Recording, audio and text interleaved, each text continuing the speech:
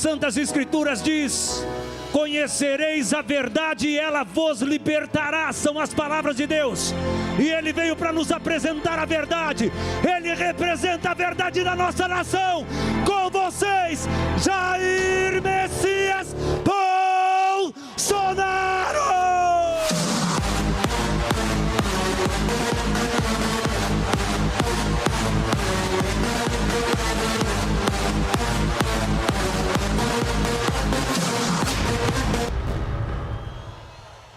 Bom dia, meu Rio de Janeiro.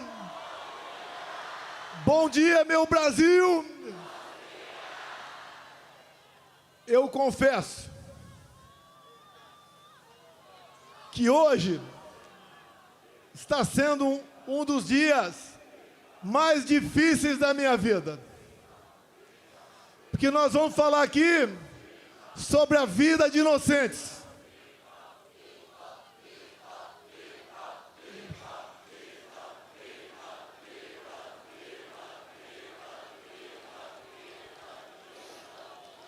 Nós vamos falar sobre a vida de inocentes, sobre a vida de pessoas que estão sendo injustiçadas.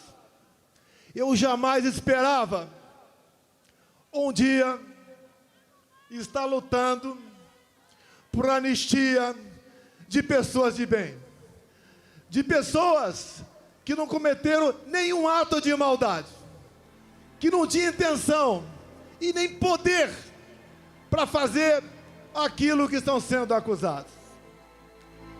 É muito comum seus governadores, Tarcísio, Mauro Mendes, Cláudio e Jorginho.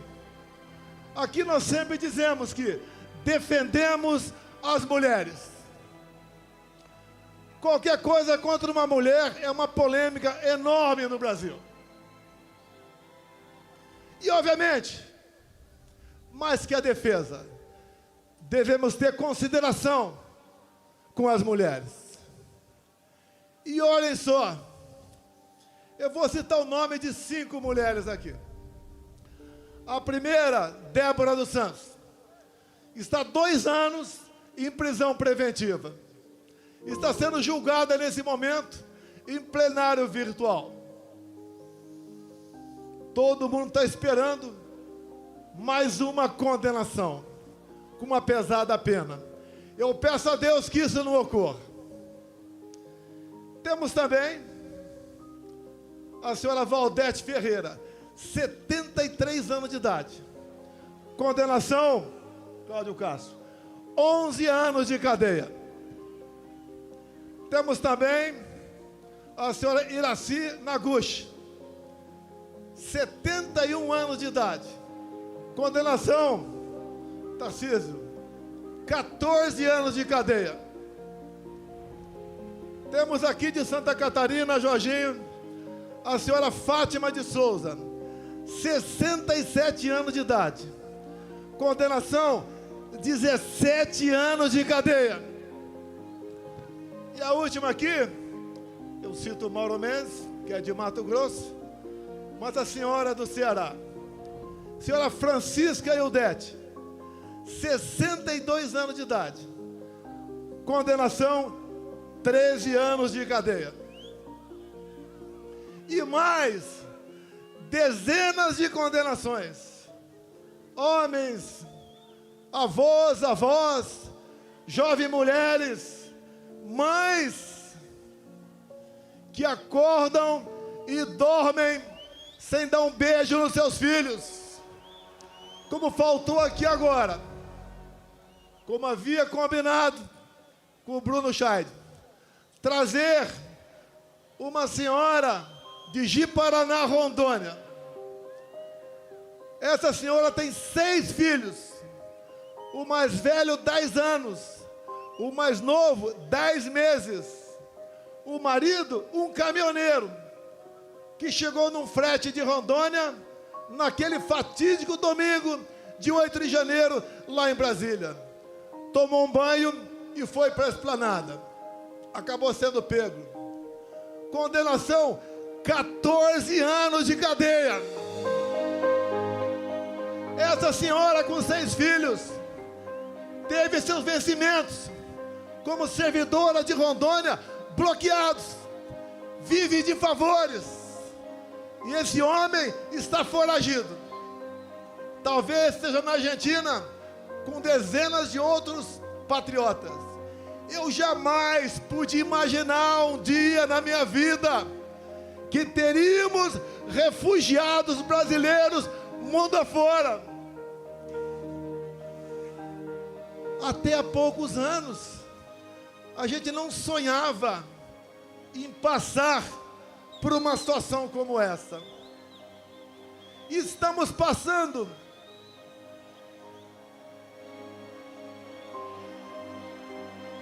Tem alguém passando mal, é isso? O bombeiro, por favor. Aquela semana que está em pé ali, levantando a mão, tem uma pessoa que está passando mal ali, por favor.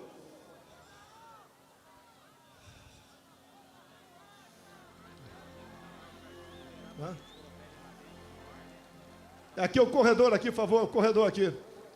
Só abrir um corredor aqui, por favor.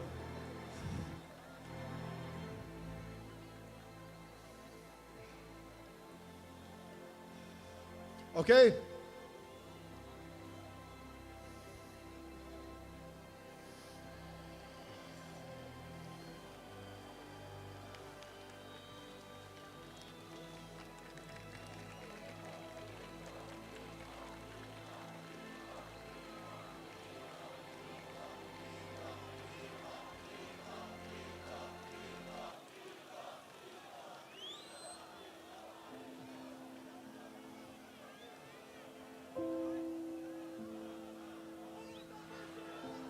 Abre o corredor que vai ser transportado aí.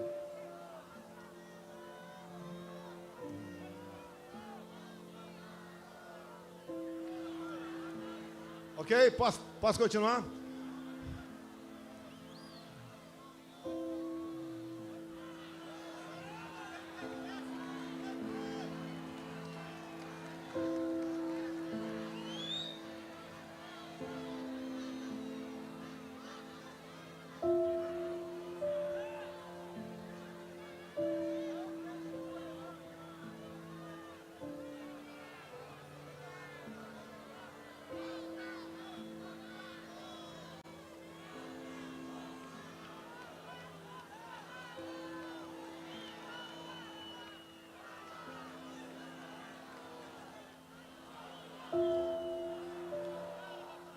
Essa senhora aqui, tem mais alguém?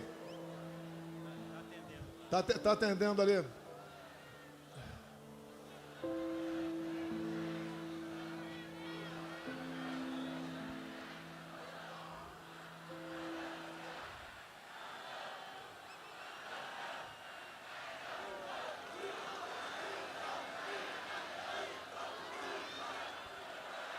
Está sendo atendida aí, posso continuar?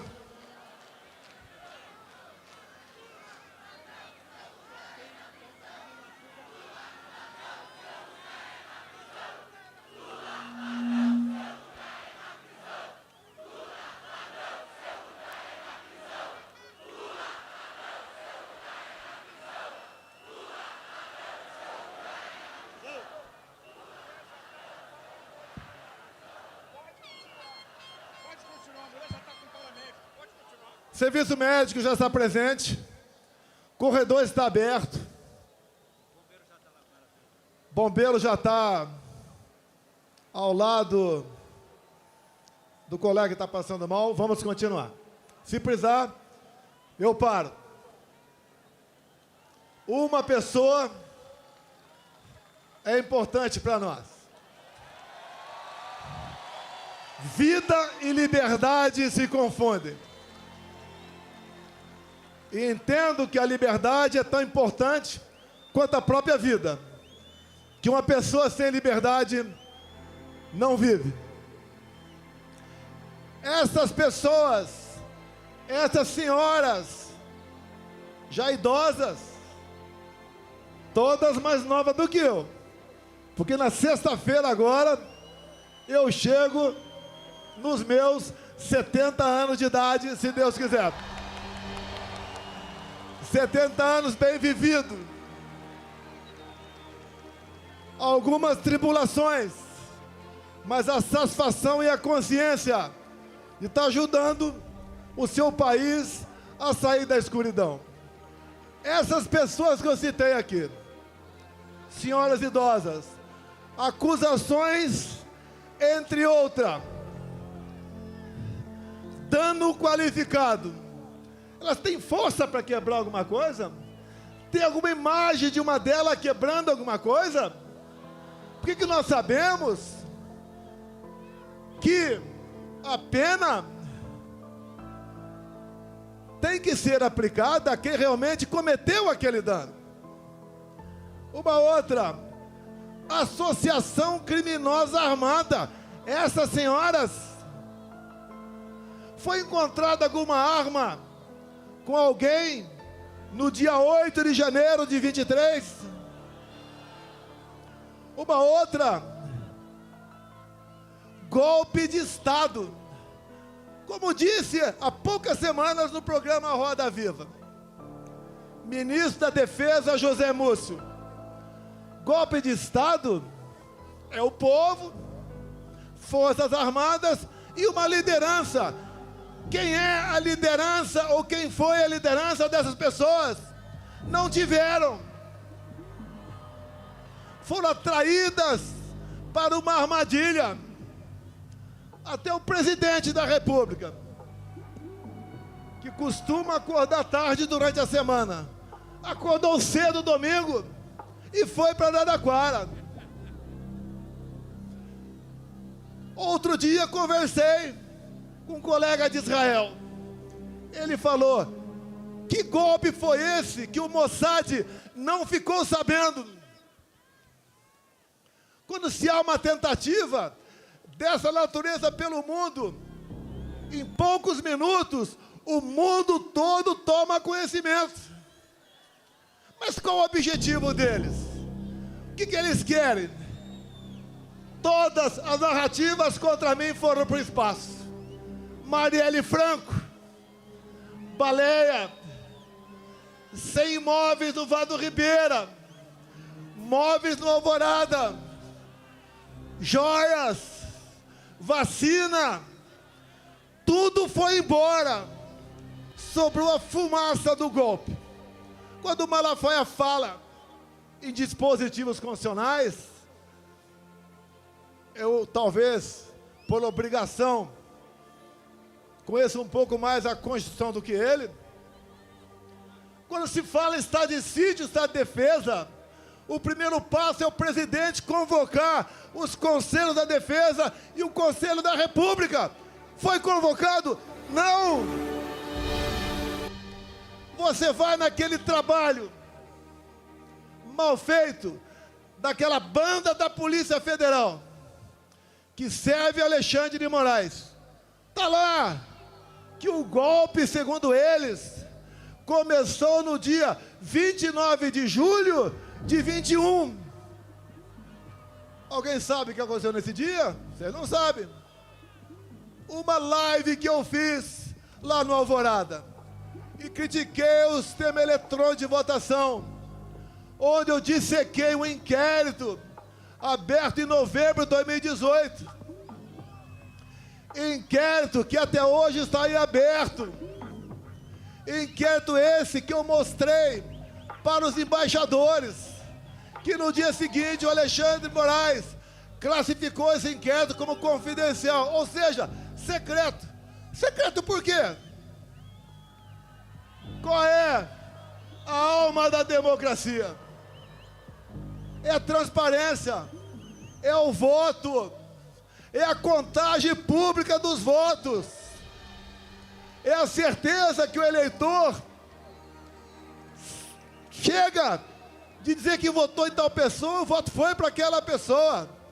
Eu não estenderei muito não, que o Malafaia tecnicamente se comportou como um brilhante advogado aqui, apesar de ele não ser.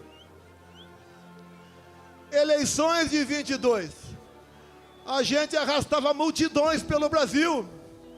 Foi aqui no 7 de setembro, tinha mais gente do que agora. Fazíamos motocicletas pelo Brasil todo. São Paulo, segundo lá, a Polícia Militar, batendo 300 mil motos.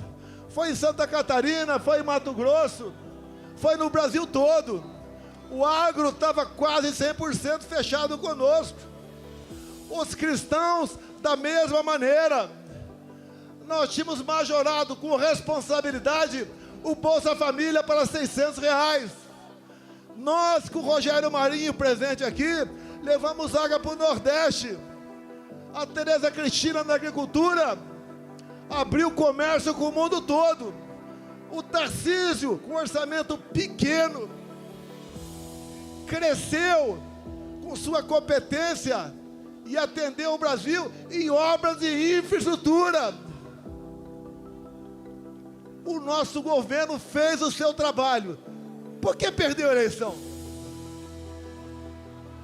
Por que perdeu a eleição?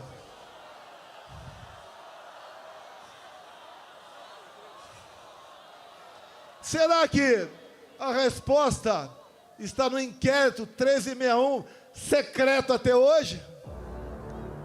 Eu cometo um crime, tranquilo, se a Rede Globo de televisão me convidar para, a exemplo do que tive no Flow agora, 3 horas ao vivo,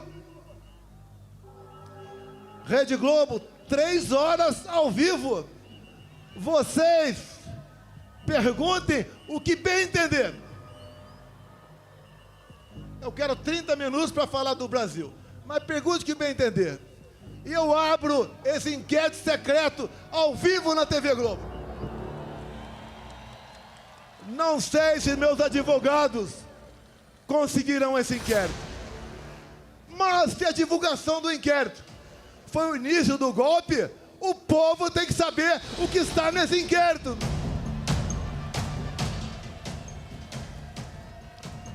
Todos os inquéritos de Alexandre de Moraes são confidenciais, secretos. Ninguém pode saber de nada o que está ali. Ele começou a investigar o presidente da República em julho de 21. A PF não pode investigar o presidente. E não tinha um fato definido. Era um inquérito secreto, originário daquele outro, do fim do mundo. Nos acompanhava 24 horas por dia. O que eles queriam com isso? Minar a presidência da República. Não queriam que a gente continuasse. E houve sim mão pesada do Alexandre de Moraes por ocasião das eleições de 22. Por exemplo, segundo decisão dele, eu não podia mostrar a imagem do Lula defendendo o aborto. Eu não podia botar a imagem do Lula defendendo ladrões de celular, dizendo que isso era para tomar uma cervejinha. Eu não podia mostrar a imagem do Lula com ditadores do mundo todo. Eu não pude mostrar o Lula em 2009 no Irã defendendo o enriquecimento de urânio para aquele país, e o Lula dizendo que era para fins pacíficos. E nós sabemos, o que o Irã sempre quis foi varrer Israel do mapa. Eu não pude mostrar imagens do 7 de setembro. Eu não pude mostrar imagens do cortejo fúnebre da rainha da Inglaterra. Eu não pude mostrar trechos das minhas falas por ocasião da ONU. Ele fez uma campanha para menores de 16 e 17 anos tirar título. E essa garotada dessa faixa etária, a tendência é sempre votar na esquerda. Mais de 4 milhões de votos aí. Pelo menos 2 milhões para o outro lado. Nos foi retirado 1,5 milhão de inserções de rádio por ocasião das eleições. O outro lado podia fazer tudo. Me chamava de misógino, de fascista, de nazista, até de pedófilo os caras me chamaram. De assassino da Marielle Franco. podia tudo. E nós vimos de uma pandemia e de uma guerra. E nós demos tudo pelo Brasil. Se não fosse a excelente qualidade dos meus ministros e teus assessores, o Brasil tinha afundado na economia. Mas foi diferente. Atendemos os mais humildes com auxílio emergencial. Compramos 600 milhões de doses de vacina para quem quis tomar. Não exigi de ninguém. Não cobrei cartão vacinal. E o mundo está vendo agora o que foi aquele período, em especial, um relatório do Congresso americano de 500 páginas sobre o assunto. A verdade dói e pode tardar, mas ela não falha. Essas pessoas que estão presas, homens e mulheres, idosos, jovens mães, esse é o motivo desse nosso encontro aqui hoje em Copacabana.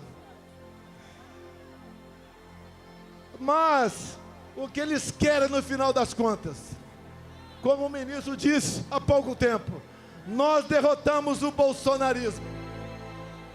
O que eles querem? Como viram que a questão da inelegibilidade dá para ser alterada, afinal de contas, me tornaram inelegível. Por quê? Pegaram dinheiro na minha cueca? Alguma caixa de dinheiro no meu apartamento? Algum desfalque estatal? Porque me reuni com embaixadores. E a outra, porque subi no carro de som do Silas Malafaia. A primeira, abuso de poder político. Não ganhei nenhum voto com aquilo. A outra, abuso de poder econômico. Não gastei nenhum centavo com isso também. O que eles querem? É uma condenação. Se é 17 anos para as pessoas humildes, é para justificar 28 anos para mim. Não vou sair do Brasil. A minha vida estaria muito mais tranquila se eu estivesse do lado deles. Infelizmente, quem prejulga e julga e faz maldade contra o povo, não posso estar do lado dessas pessoas. Escolhi o lado mais difícil, o lado do meu povo brasileiro. Não tenho obsessão pelo poder. Eu tenho paixão pelo meu Brasil. Se algo na covardia acontecer comigo, continue lutando. O que eles querem aqui no Brasil é fazer igual a Venezuela. Lá foi implementado o voto impresso por pressão do governo Biden. E a primeira vez que teve eleições com voto impresso lá na Venezuela, o que aconteceu?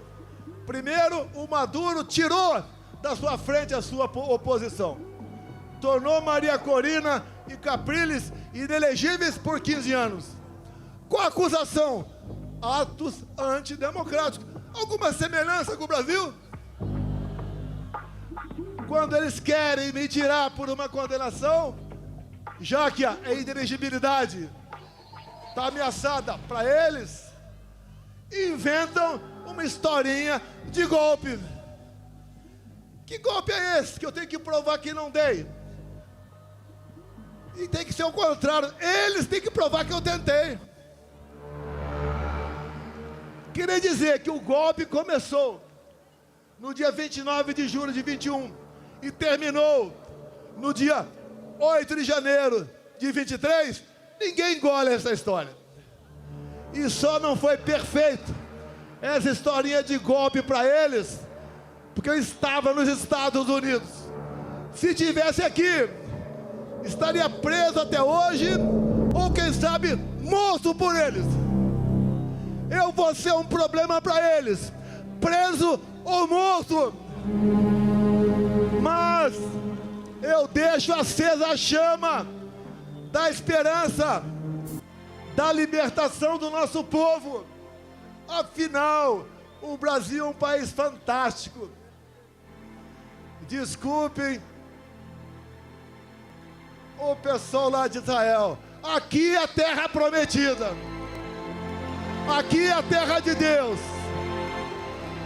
Aqui temos gente do mundo todo. E não vai ser uma pessoa que vai nos derrotar, que vai nos intimidar. E agora, indo para o encerramento, senhores deputados federais, senhores senadores, parte presente aqui, nós temos um compromisso que está no coração de qualquer um de vocês. É buscar anistia aos nossos irmãos e irmãs que estão presas nesse momento. Não podemos entender que continuemos tendo órfãos de pais vivos pelo Brasil. Não existe maldade maior do que essa. Hoje, por levantamento, já temos voto suficiente para aprovar na Câmara. Como disse aqui Rodrigo Valadares, lá de Sergipe, que é o relator dessa proposta, e também o sócio de Cavalcante, que é o líder do nosso partido lá na Câmara. Nós seremos vitoriosos.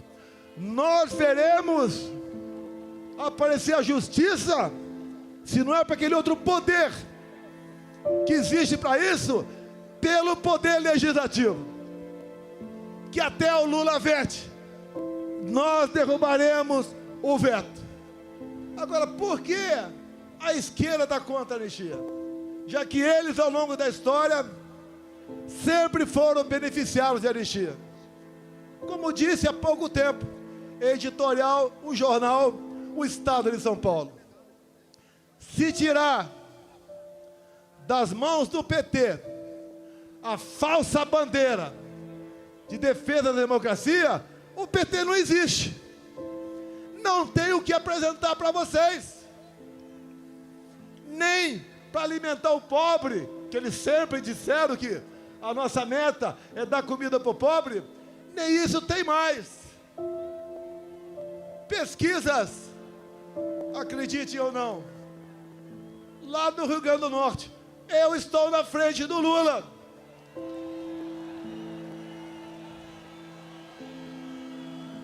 Indo para o encerramento, façamos comparações.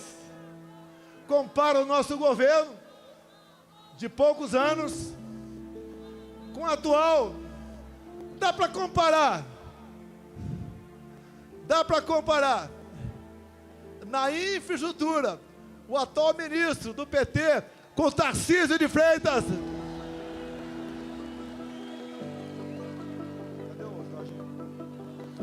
Dá para comparar aquele ministro taradão, quem diria, ministro dos Direitos Humanos. Dá para comparar o taradão com a Damares. Dá para comparar o atual ministro da Agricultura, que está fazendo o preço explodir pelo Brasil, com a Tereza Cristina. Na economia, dá para comparar o Haddad com Paulo Guedes. Dá para comparar Janja com a Michele.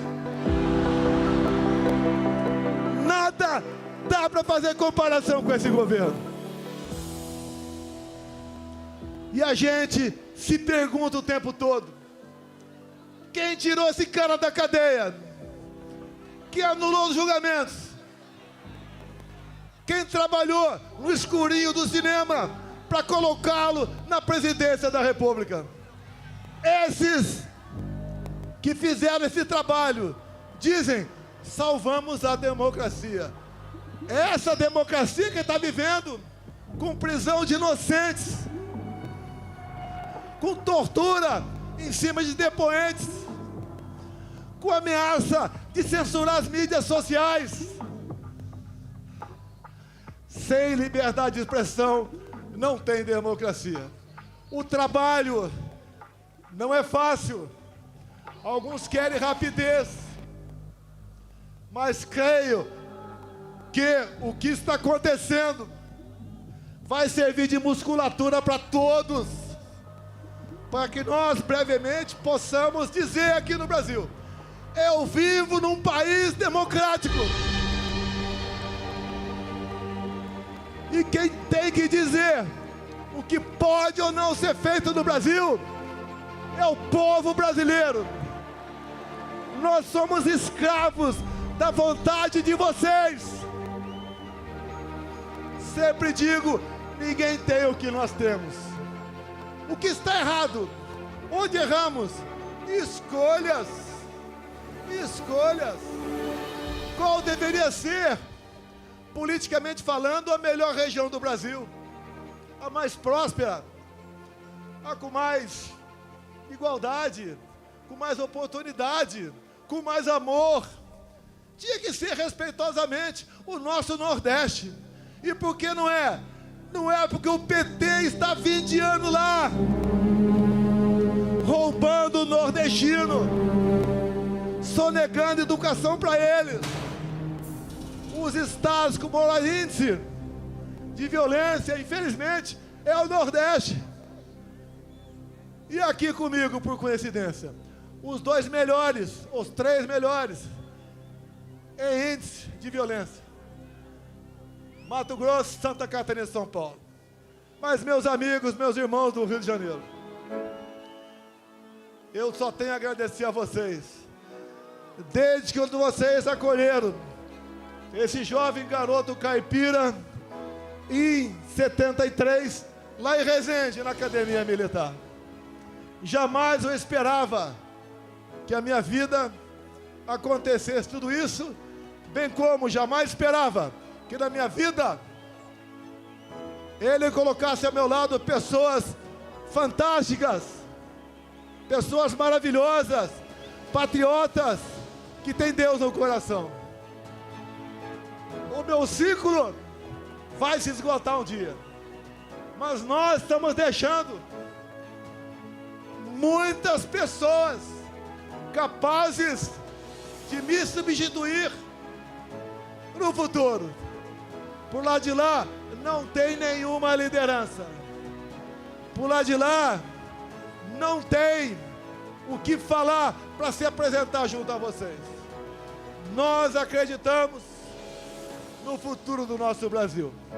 E o último ato aqui, esta senhora que está do meu lado e as suas 2 filhas.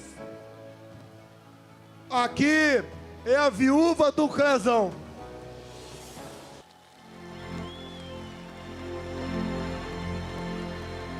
Ao seu lado aqui as 2 filhas. Uma família que tendo em vista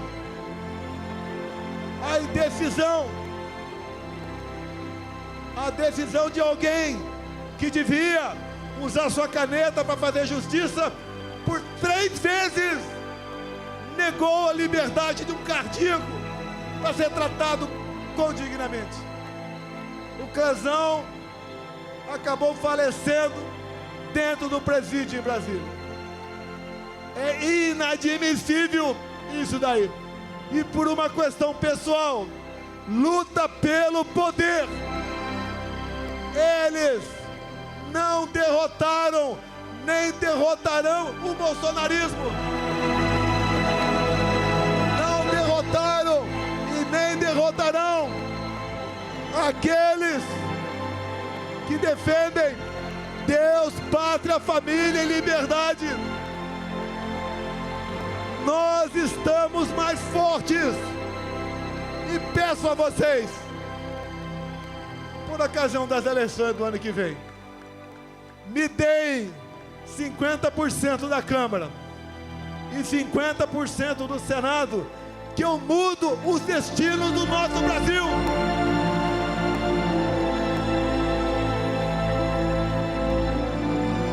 certeza, e deixo claro aqui, esse 50% aqui, Mauro Mendes e Tarcísio, não é PL não, tem gente boa em todos os partidos. Eu, inclusive, há poucos dias, tinha um velho problema e resolvi com o Kassab em São Paulo. Ele está ao nosso lado, com a sua bancada, para aprovar a anistia em Brasília. Todos os partidos estão vindo.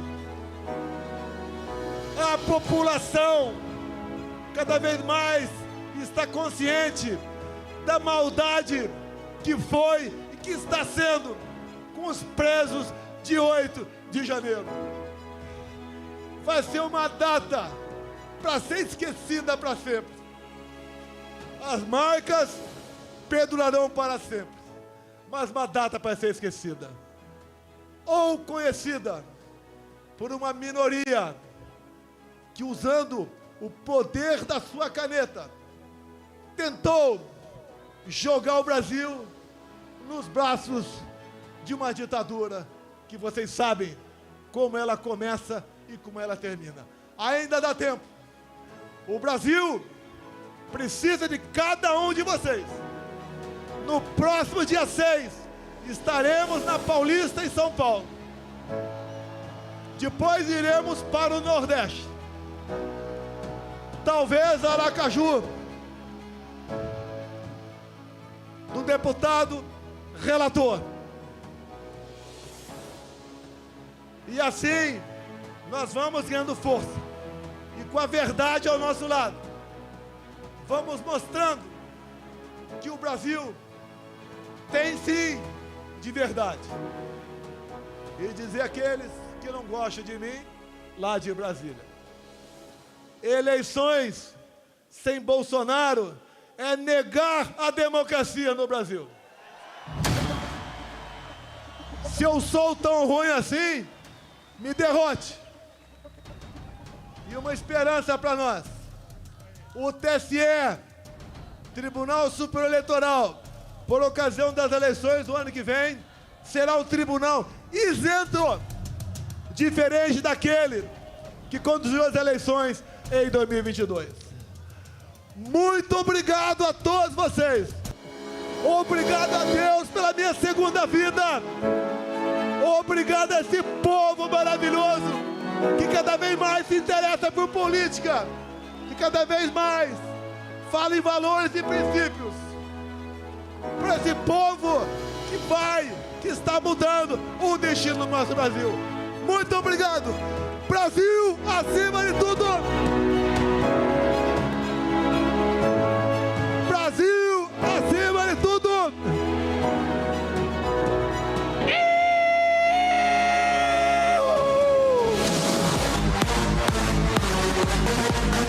Todo mundo com a bandeira para cima.